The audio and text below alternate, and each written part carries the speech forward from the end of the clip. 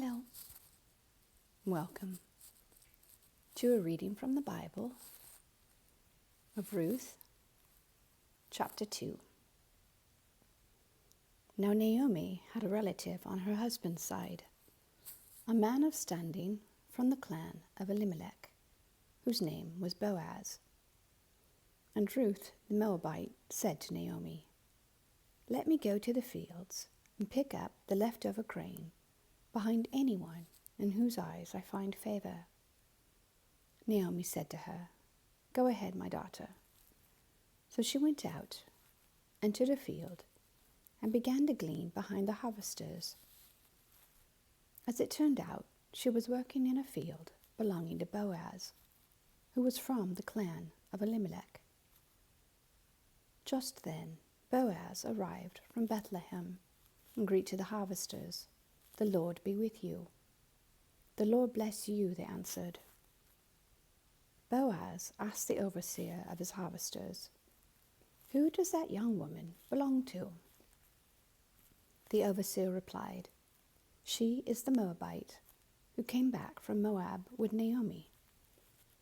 She said, 'Please let me glean and gather among the sheaves behind the harvesters.'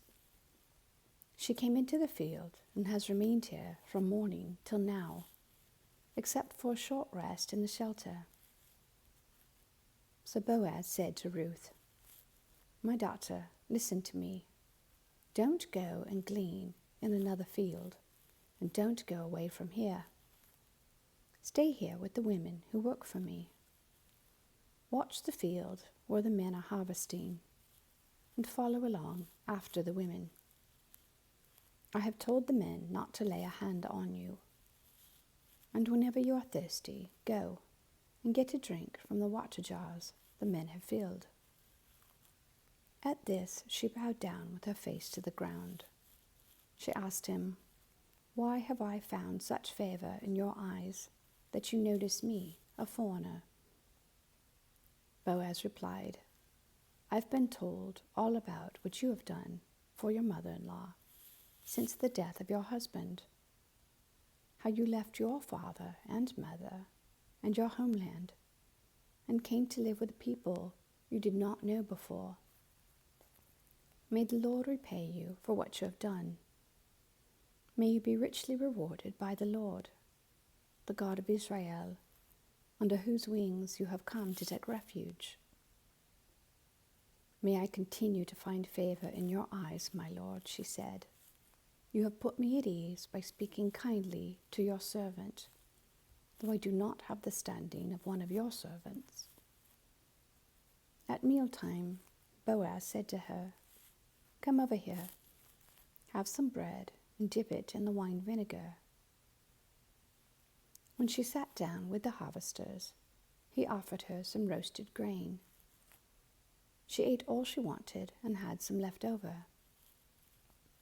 As she got up to glean, Boaz gave orders to his men, "Let her gather among the sheaves and don't reprimand her. Even pull out some stalks for her from the bundles and leave them for her to pick up, and don't rebuke her." So Ruth gleaned in the field until evening. Then she threshed the barley she had gathered, and it amounted to about an ephah. She carried it back to town, and her mother-in-law saw how much she had gathered. Ruth also brought out and gave her what she had left over after she had eaten enough. Her mother-in-law asked her, "Where did you glean today? Where did you work? Blessed be the man who took notice of you."